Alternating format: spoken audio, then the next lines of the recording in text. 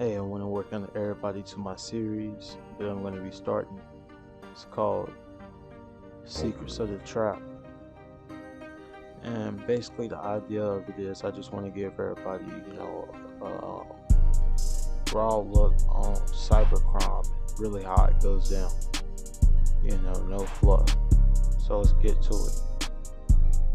Start out, I'm going to talk about skimming. Now, I'm just going to talk about two types of skimming, to be specific. The first one I want to talk about is e-skimming. If we really look at e-skimming, this one is probably the more expensive option, if you think of it. And when I talk about it expensive, I'm not necessarily talking about the financial part. It's a lot of knowledge and stuff that comes behind of it.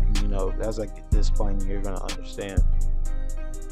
So basically, what e-skimming is that if somebody has an e-commerce platform, I'm gonna inject the malware somewhere within their web page to basically collect credit card information, or it could, just be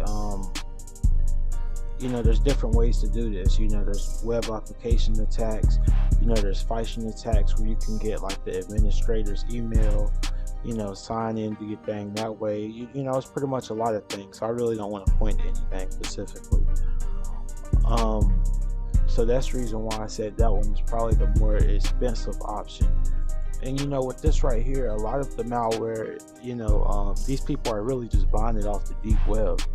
It's not like they're making it up on their own. I mean, you do got some groups that you do have some people that's on that level, but for the most part, most of these people aren't really there yet. So they're basically just, buying it off the deep web, combining probably the experience that they had from phishing people in the past or other different social engineering schemes, and, just going from there, in my opinion, and from what I can see when I research.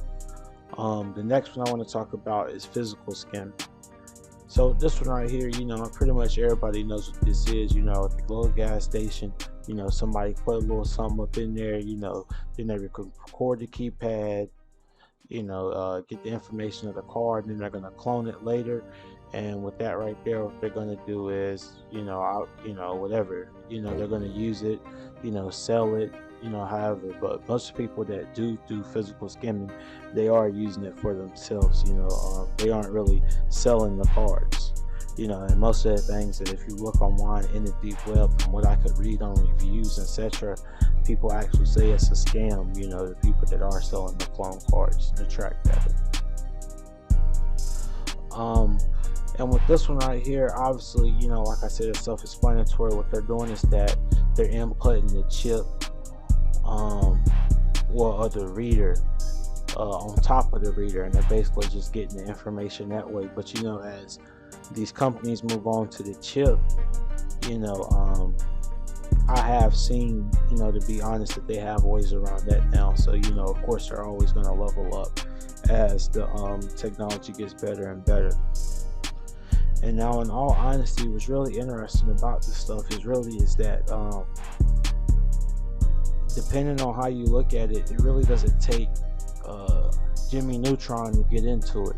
It can just take somebody with a lot of motivation, the time and effort, the funds, obviously, to be able to purchase the equipment. But yeah, I mean, that right there is just pretty much what I have to talk about for this opening subject. Leave a comment.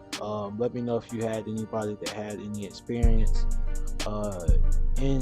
that ever been skimmed, or if you ever heard anybody getting busted, etc., etc. We definitely want to hear those stories here. Great area.